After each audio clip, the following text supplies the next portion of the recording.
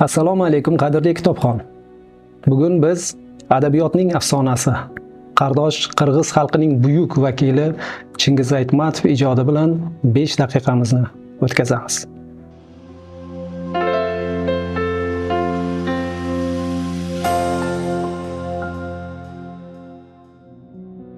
Marhamat, Kassandra tamg'asi yoxud o'zbek tiliga oxir zamon nishonalari deya tarjima qilingan murakkab roman sharhini boshladik.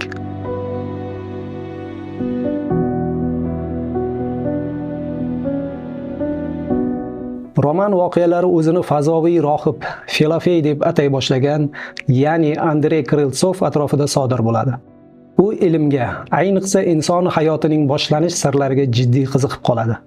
Meditsina va genetika sohasida yuksak natijalarga erishgan olim insoniylik va ilmiy yovuzlik o'rtasidagi chegarani yo'qotadi. U mahkuma ayollar bachadonida ota-onasi yo'q, irsiy bog'liqlikdan mutlaqo xoli eks zurriyotlar yetishtirish dasturini yaratadi. Hokimiyat bunday odamlarni yangi tipdagi inson sifatida ko'radi, yangi bir jamiyat qurish vositasi deb baholaydi.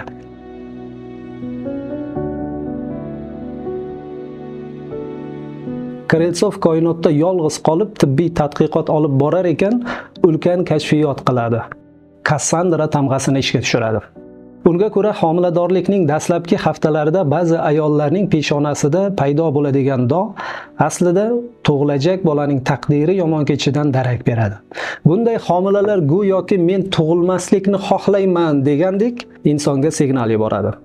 Filofey bu belgini butun jahonga oshkor qilib, tug'ilishidanoq yovuzlik yo'liga kirishi aniq bo'lgan chaqaloqlar haqida ogohlantiradi. Buning ortidan ommaviy vahima, siyosiy bosim va namoyishlar boshlanadi. Unga homiylik qilgan amerikalik futurolog olim ham olomon tomonidan yo'q qilinadi.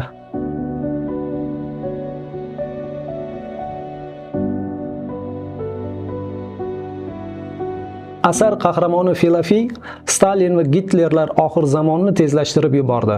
Mana shunday insonlarni tug'ilmasidanoq yo'q qilish lozim degan mazmunda Rim papasiga maktub yozadi.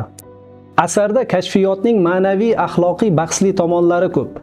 Agar tug'ilishidan oldin taqdiri yomon bo'lishi aniq bo'lsa, bolani dunyoga keltirmaslik to'g'rimi? Bu savolga yozuvchi ham aniq javob bermaydi. Qarorni o'quvchining o'ziga havola qiladi. Filofey ushbu ixtirosi bilan insoniyatni ikkiga bo'lib qo'yadi.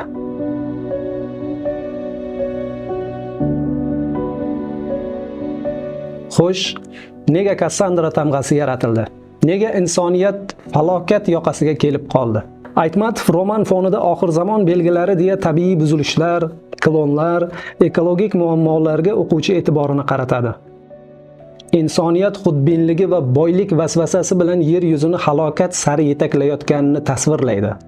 Kitlar galasi o'zini qirg'oqqa otib joniga qasd qilishi, qushlar, hayvonlar go'yo insoniyatning adolatsizligiga isyon qilgandek butunlay g'oyib bo'lishini oxir zamon nishonasi sifatida ko'rsatadi. Sizlarga vahima solmoqchi emasman-ku, lekin rostdan ham so'nggi yillarda qushlar kamayib ketdi. Kitlar galasining ommaviy tarzda o'z joniga qasd qilishi haqida ham tez-tez o'qib qolyapman.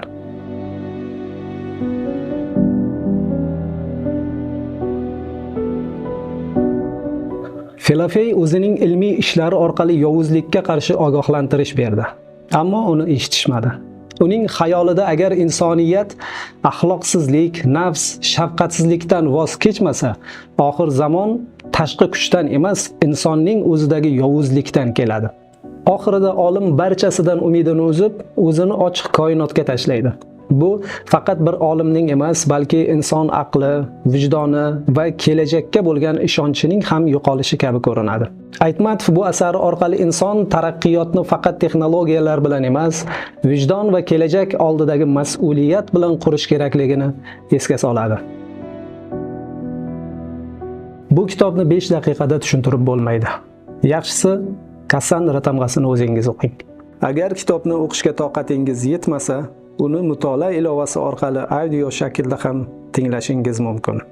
5 daqiqangizga rozi bo'ling. Ko'rishguncha.